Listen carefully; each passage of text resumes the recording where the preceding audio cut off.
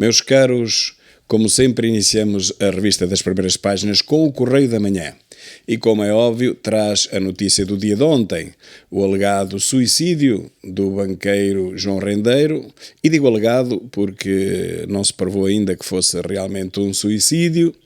Eu pessoalmente acho muito estranho que ele se tenha suicidado, mas também não posso provar o contrário, nem embarco em teorias de conspiração. A verdade é que um mar de opções se abrem agora. Soubemos hoje de manhã que o corpo foi identificado, mas não sabemos por quem. A família não se deslocará com certeza à África do Sul, pois nos últimos dias ele pediu ajuda e ninguém se prestou a ajudá-lo, o que é uma grande lição, provavelmente a última grande lição que ele aprendeu. Mas a verdade é que ninguém que o conheça o foi identificar. Nós temos que acreditar realmente nas polícias da África do Sul e no seu laboratório forense, mas fica sempre um mas, e olhem que nem sequer fui eu o primeiro a lembrar-me disto. Comecei logo a ler estas teorias da conspiração, logo na hora em que se soube que Rendeiro tinha aparecido morto. Bom, não há nenhuma justificação para ele ter acontecido aquela coisa. Ele não queria morrer lá e, portanto, não se entende de maneira nenhuma o que aconteceu. Se me dissessem, ele agora até quer vir já para Portugal, mudou a sua estratégia, já não quer ficar lá, quer vir para cá, eu isso aceitaria e até acreditaria de bom grado, mas nunca foi isso que aconteceu. Ele quis sempre ficar lá, em condições horríveis, mesmo quando comparadas com as condições das nossas cadeias.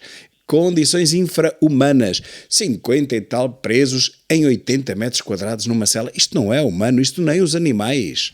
E ele mesmo assim queria lá ficar, meus caros. Bom, eu continuo com um grande ponto de interrogação. Será? Será mesmo que o banqueiro estava desesperado e será que foi ele que pôs termo à vida na prisão? Bom, deixem aqui nos comentários as vossas opiniões sobre este caso tão estranho, um enigma tão estranho como este que aconteceu ontem. Ora, em cima, um banner quase despercebido diz que PSP vigia claque do Futebol Clube do Porto para travar a guerra. Portanto, já tem que ser a polícia a vigiar as claques, porque guerra, não há dúvida nenhuma que existe.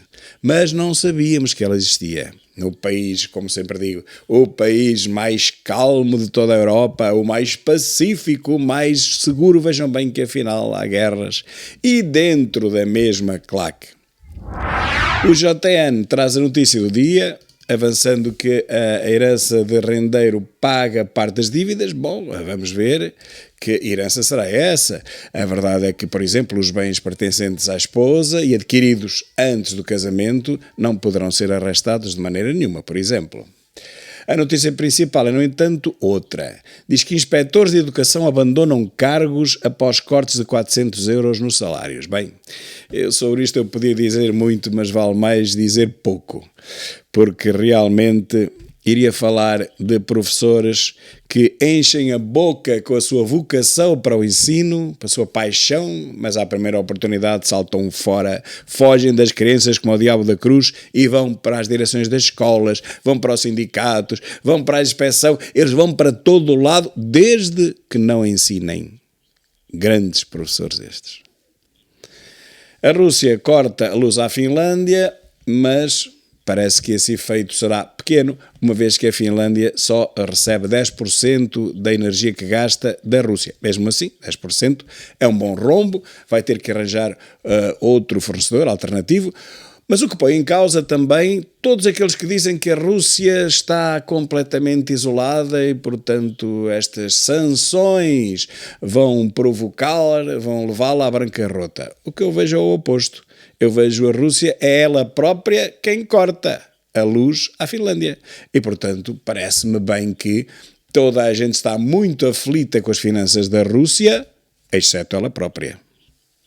Logo abaixo uma pequena caixa dizendo que nunca houve tanta gente com 2 empregos. E eu pergunto, por que será?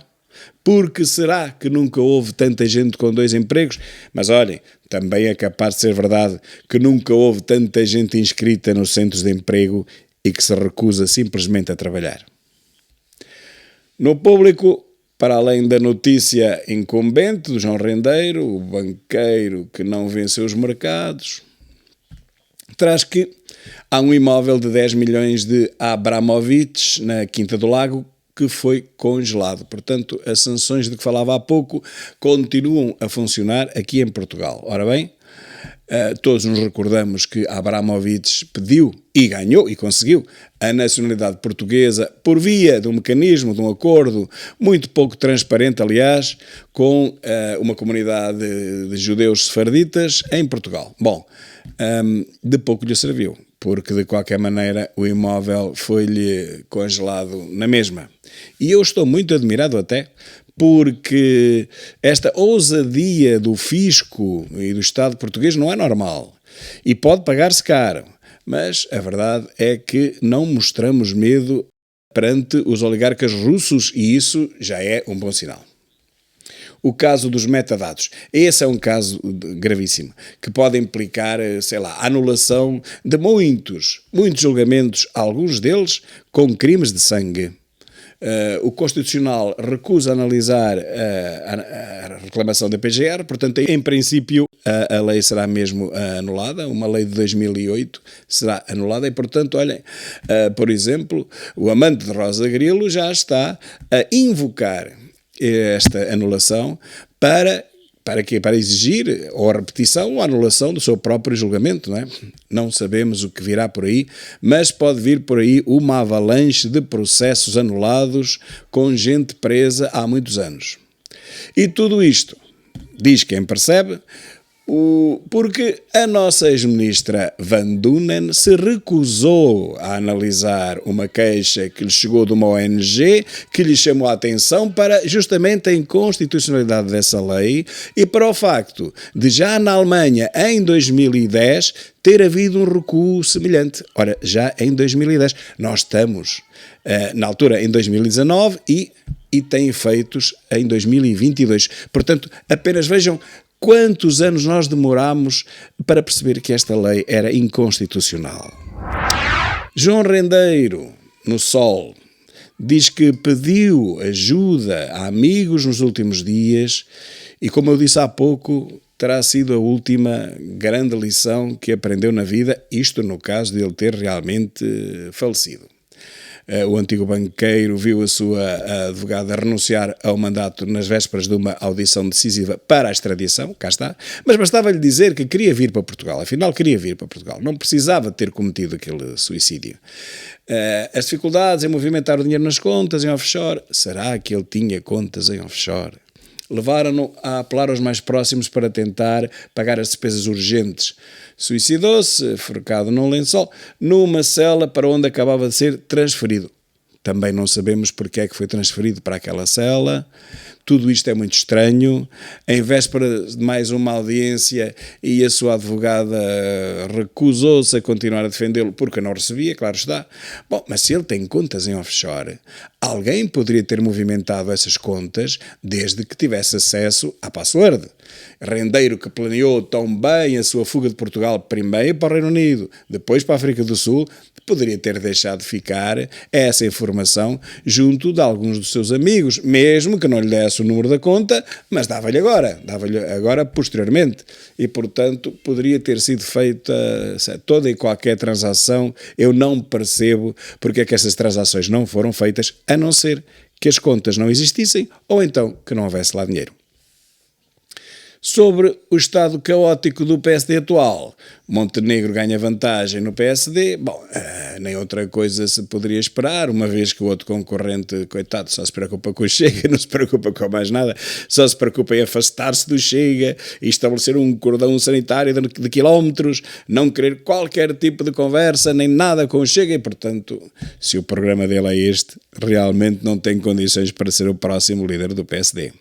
Mas diz aqui o Ribau Esteves que essas duas candidaturas não têm força e motivação para mobilizar o PSD. E eu estou de acordo. Seja um, seja outro, mesmo que seja Montenegro, que será, ele não tem força, primeiro porque não é deputado, depois porque o PSD chegou a um estado de desagregação tal que me parece muito difícil que, sem uma travessia no deserto de alguns anos, se consiga levantar novamente. Para mim não há dúvida nenhuma que nas próximas eleições, daqui a 2 anos, o Chega disputará o segundo lugar com o PSD. Nenhuma dúvida. O Expresso traz na primeira página que o Fisco exige 4,5 milhões a Fernando Santos por esconder salários, mas ele já veio dizer que não, a Federação também não. Mas isto é uma história que se repete e que se repete por esse mundo fora. A verdade é esta, é por esse mundo fora. Já tem acontecido também com o Ronaldo, também aconteceu com o Mourinho lá. A verdade é que há sempre uma tentação de esconder parte do salário. Eu não percebo bem porquê.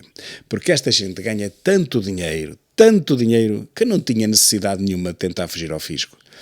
E se o Fisco está a dizer isto, se vem na primeira página do Expresso, é porque há elementos de prova suficientes, senão não o diria, não é? No negócios.pt disse que a revisão forçada de preços, afinal, é só nos contratos públicos, portanto os privados vão ter que se amanhar pagando as mercadorias, pagando a matéria-prima ao dobro do preço, até mais do que isso, não sei como é que eles vão resolver, porque a revisão forçada de preços só mesmo nos contratos públicos. Por outro lado, diz que o salário médio cai mais nas maiores empresas e fala ali em 10%. Bom, todos nós sabemos que a inflação está a destruir completamente a nossa economia. As pessoas têm receio em gastar dinheiro porque não sabem o que é que será o futuro. Se isto vai continuar, se a inflação ultrapassará ou não aquela barreira dos 50% que muitos já vaticinam, e eu até acho que na maior parte dos produtos, embora talvez não nos mais transacionados, mas em termos de número, eu acho que a maior parte dos produtos já está, neste momento, a sofrer uma inflação muito próxima dos 50%. Entretanto, continuam a dizer-nos que a inflação, que era de 4%, agora já é de 7,2%, mas, meus caros, todos nós sabemos, nós, aqueles que se deslocam ao supermercado, aqueles que se abastecem o carro com combustível, nós todos percebemos que a inflação está muito mais próxima do 50% do que do 7%. Portanto, a continuar assim, quando chegarmos ao final do ano, os preços serão incomportáveis para pelo menos metade da população. Não esqueçam que 2 milhões de portugueses são pobres e mais 4 só não o são. E notem que não são pobres em Portugal, porque em termos do resto da Europa somos todos praticamente pobres. Mas dizia eu, esses outros 4 milhões só não são pobres porque recebem subsídios, recebem ajudas do Estado. Porque senão nós não tínhamos 2 milhões, tínhamos 6 milhões de pobres em 10 milhões de portugueses. E mais uma vez digo, à luz da Europa, seríamos 9 milhões de pobres em Portugal. Portanto, no final do ano, não sei como é que metade da população vai sobreviver, mas vai ter que o tirar à boca de certeza absoluta. No Jornal Económico, disse que o PIB per capita é baixo. A verdade é que Portugal é ainda um país pobre. Ainda? Não é ainda, meu caro. É cada vez mais um país pobre. Cada vez mais deslocado da média europeia. Cada vez mais no fundo da tabela, onde me parece que só temos a Roménia e talvez a Bulgária. E isto no caso da Roménia não nos ter já ultrapassado. Só saberemos isto daqui a uns meses. Portanto, nós não somos ainda. Nós somos cada vez mais um país pobre. E o povo parece que gosta disto. O Semanário Novo traz as diferenças entre Luís Montenegro e Jorge Moreira da Silva. Para a maior parte dos analistas, o primeiro vai ganhar com facilidade, mas seja um, seja outro, como disse há pouco, o PSD vai ter que fazer uma travessia no deserto para conseguir reagrupar-se e recuperar da verdadeira hecatombe que foi o reinado de Rui Rio. Com pena minha, porque eu até simpatizo com ele, mas a verdade é que ele nunca teve pulso e nunca foi líder de um partido daqueles que muitos apelidam de um saco de gatos. E tem piada. Há muita gente entretida agora a falar do Chega, porque teve algumas dissidências, há algumas vozes discordantes, há alguns problemas internos. Ora, um partido com 3 anos, 3 feitos no mês passado, mas ninguém fala num partido que tem tantos anos como a democracia e em que a instabilidade sempre foi e continua a ser muito, mas muito maior do que em qualquer outro.